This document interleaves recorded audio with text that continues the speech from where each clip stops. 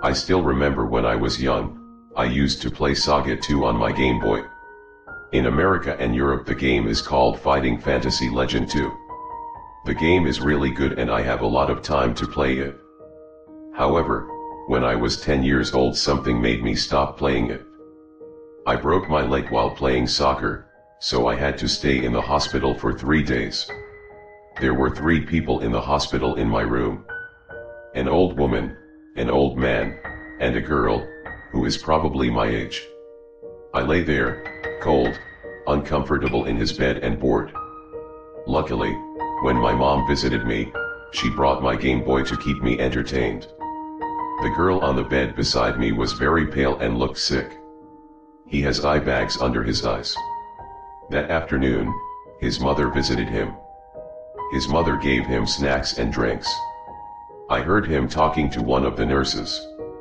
From what I heard, the doctor who treated the girl didn't know what disease the girl had.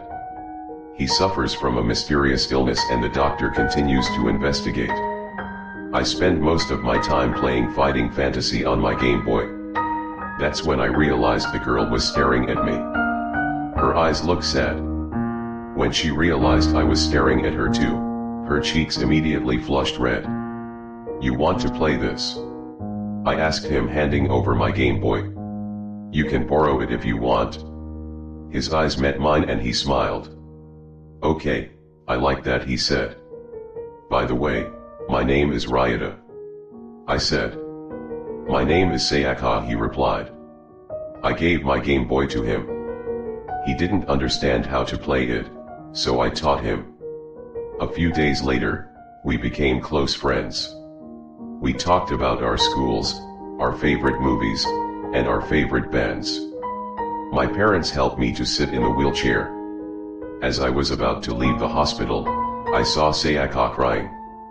"Don't be sad," I said. "When I can walk again, I will visit you." His face lifted. "You promise?" he asked. "I promise," I replied while handing over my Game Boy. "This is something you will play with until I visit you." 1 week later, I visited Sayaka.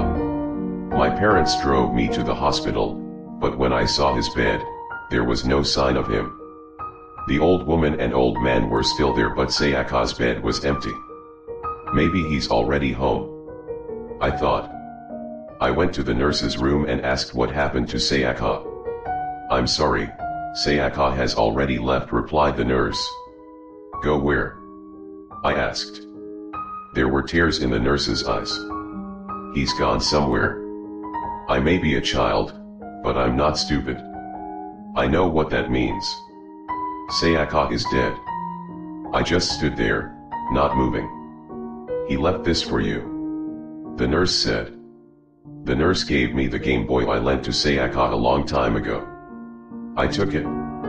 Then, with a sad heart, I turned and walked down the corridor. That night, I didn't eat anything. I just lay on my bed with the light off, thinking about Sayaka. My heart hurts. Then, I turned on my Game Boy, but was too sad to play it. The game reminds me a lot more of him. Then, I opened my Game Boy and noticed the player name had changed. And it turns out, "Help, my mom is poisoning me."